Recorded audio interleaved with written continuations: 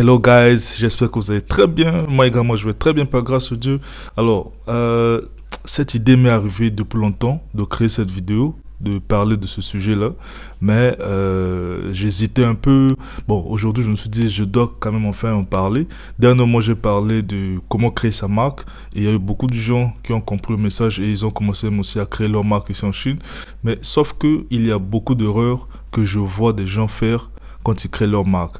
Alors, si vous voulez avoir une marque qui aura du succès, qui va réussir, suivez cette vidéo jusqu'à la fin, afin que je vous donne ces astuces, comment faire pour réussir quand on crée sa marque. Alors, let's go. Merci beaucoup de me soutenir. Merci pour les abonnés. Je vois comment vous vous abonnez, c'est très bien. Ça m'encourage encore à faire plus de vidéos. Et pour ceux qui ne se sont pas encore abonnés, pour vous qui me suivez maintenant et que vous n'êtes pas encore abonné, sachez que cette chaîne vous parlera de business ici en Chine, ça vous donnera des opportunités ici en Chine, que ce soit en business, en affaires et en éducation. Et je vous conseille de vous abonner maintenant et surtout en vous abonnant, n'oubliez pas d'activer la cloche de notification pour ne pas manquer les vidéos que je fais chaque jour. Alors, pour ce sujet d'aujourd'hui, il s'agit de parler des choses à éviter ou des choses à savoir avant de créer sa marque. La première chose avant de créer sa marque, il faut d'abord savoir identifier votre cible. Alors, votre marque est ciblée pour lesquels? Est-ce que c'est pour les gens qui font le sport?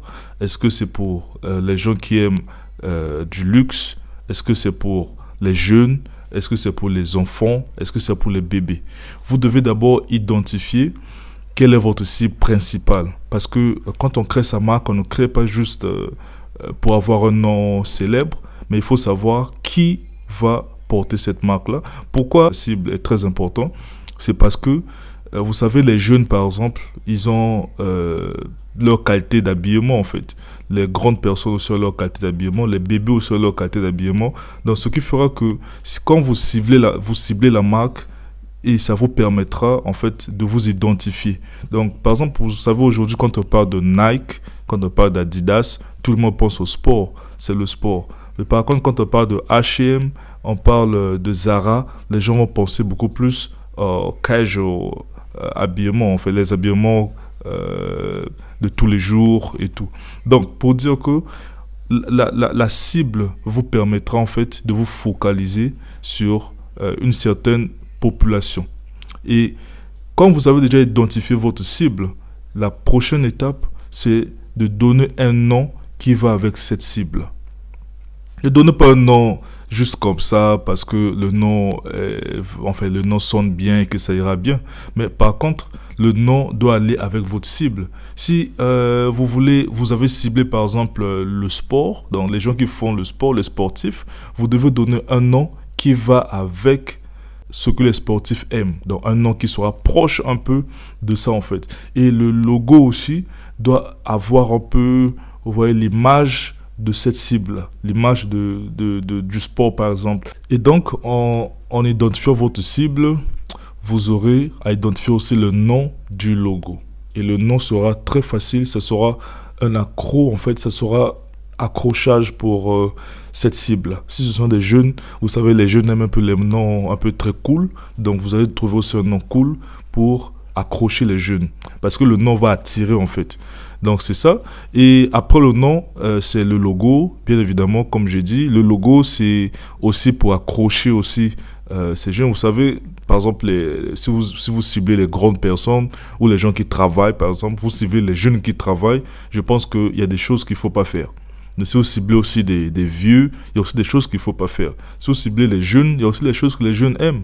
Donc, le logo et l'emplacement du logo, en réalité, c'est vraiment quelque chose à méditer parce que ça dépend de votre cible. Mais après ça, évidemment, c'est maintenant l'étape de choisir quel type d'habit que votre cible aime. Donc, ne choisissez pas n'importe quel habit, ne prenez pas un logo ou bien un nom de votre marque qui appartient au bébé, vous mettez ça aux habits de grandes personnes. Alors là, vous n'allez pas attirer cette cible. Donc ça, c'est très important. Je pense que avec l'étude de votre cible. Donc, identifiez votre cible, identifiez le nom qui va avec, un logo qui va accrocher votre cible. Je pense que avec ces 3 choses-là, vous êtes déjà à un premier pas pour réussir votre marque. Et après avoir identifié toutes ces 3, vous avez créé votre logo, votre design, et la prochaine étape, telle que j'avais dit dernièrement, c'est de créer votre marque en Chine. Pourquoi en Chine? Parce que la Chine, la main-d'œuvre est très moins chère. Je ne sais pas si on peut trouver la main-d'œuvre qu'on peut trouver ici en Chine, ailleurs dans le monde. La main-d'œuvre qualifiante est très moins chère, c'est en Chine. Et la Chine aussi vous permettra de créer différents types de qualités en fait. Donc si vous avez ciblé des gens qui ont beaucoup d'argent, les gens du luxe en fait, vous pouvez le faire en Chine. Si vous voulez cibler les jeunes gens qui n'ont rien du tout et tout, les étudiants par exemple, vous avez aussi la qualité un peu, pas peut-être pas mauvaise, mais une qualité adaptable aussi à leur niveau. Donc la Chine est un bon pays pour le faire et j'avais eu à faire déjà cette vidéo-là. Je peux vous mettre le lien pour aller voir dans la description. Donc après avoir identifié quel type d'habit, quelle qualité, et c'est easy, vous contactez le fournisseur, en fait l'usine, et l'usine va le faire tranquillement, sans problème. En 2 semaines, vous aurez votre marque. Donc, je pensais simplement à faire cette courte vidéo pour expliquer un peu comment vous devez faire pour que votre marque soit réussie. Et une fois que vous avez créé votre marque, vous connaissez déjà votre cible, alors ça soit très simple.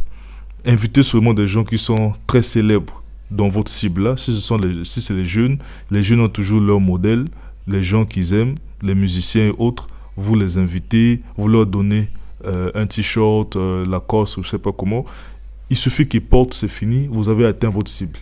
Donc en réalité, c'est ça. Et si c'est un vieux, donnez ça aussi beaucoup plus aux vieux, parce que votre cible, ce sont les vieux. Donnez ces habits aux vieux, vous allez voir que les autres vieux aussi vont suivre. Si ce sont les bébés, donnez ça aux mamans d'enfants, portez leur bébé, faire des shootings vidéo, des photos, et vous verrez que les autres bébés aussi vont aimer. En réalité, c'est très simple. Ne faites pas votre marque, ne créez pas votre marque seulement comme ça. Vous devez faire d'abord des études avant de le faire. Donc, si vous avez quelqu'un qui pense à créer sa marque, ou bien vous voulez créer votre marque, gardez cette vidéo jalousement et suivez ces étapes-là, vous réussirez. Alors, Chardel Carderol Bambi, votre expert du marché chinois. Merci.